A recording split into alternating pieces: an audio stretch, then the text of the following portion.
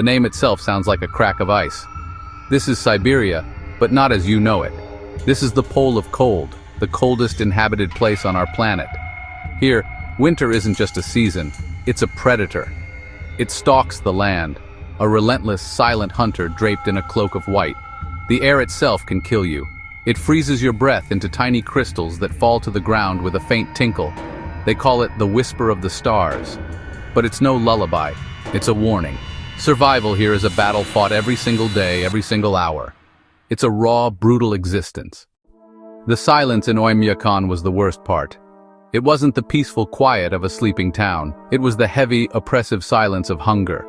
The usual sounds of village life had faded. The communal larder, a deep cellar dug into the permafrost that usually held enough preserved meat and fish to last the winter, was nearly bare.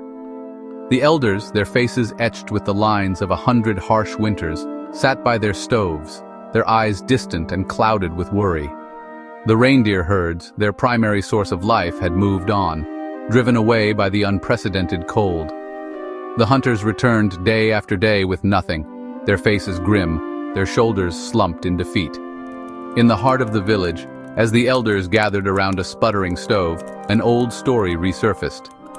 It was a tale passed down through generations, a legend spoken of in hushed, reverent tones. The story of the Moguchi BK, the mighty bull. It wasn't just any musk ox.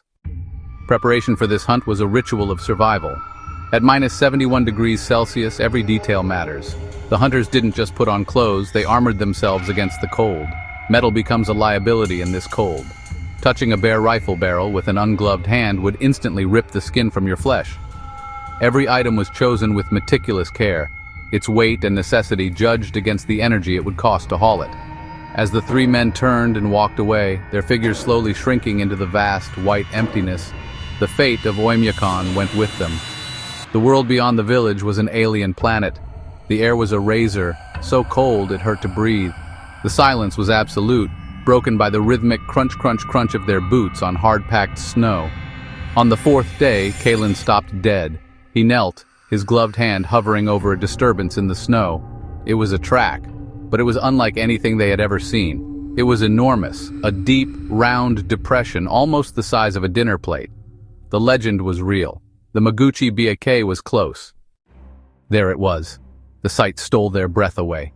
It was bigger than the legends claimed, a mountain of dark fur and muscle, standing defiant against the white landscape. Its head was a fortress of bone and horn. The horns were massive, curving down, then hooking upwards into sharp, lethal points. Boris, the marksman, set up his position, lying prone in the snow, using his sled as a rest for his rifle. He knew he would likely get only one clean shot. The lives of his friends and the entire village rested on his aim. The bull's roar was still hanging in the air as it began its charge. It wasn't a graceful run. It was an earthquake of muscle and fury.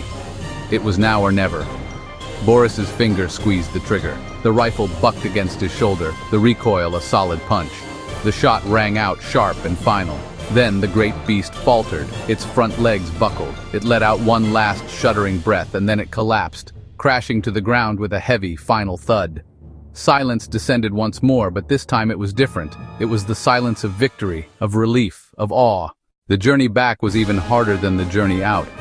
Now they were hauling hundreds of kilograms of life-saving meat and hide. Spotted from a distance, a cry went up, and the village poured out of their homes, faces full of fragile hope. When people saw the heavily laden sled, a wave of emotion washed over them. Cries of joy and relief broke the silence, laughing, crying, embracing. The hunters, exhausted and frostbitten, were greeted as heroes. That night, Oymyakon transformed. The rich, savory smell filled the air, a scent of pure hope. A great feast was prepared in the communal hall. For the first time in weeks, everyone ate until they were full. The children's laughter returned, echoing through the hall, the sweetest sound the hunters had ever heard. The elders nodded in approval, their eyes shining with tears of gratitude. The hunt for the Moguchi BYK became more than just a story of survival. It became a defining legend for the village of Oymyakon. The great bull had given its life, and in doing so, had rekindled the fire of hope in the heart of the coldest place on earth. A stark and beautiful lesson on the profound bond between people and the wild. a cycle of life and death that defines existence at the extreme edges of our world. As the fires of hope burn bright in Oymyakon, your own journey doesn't have to end here.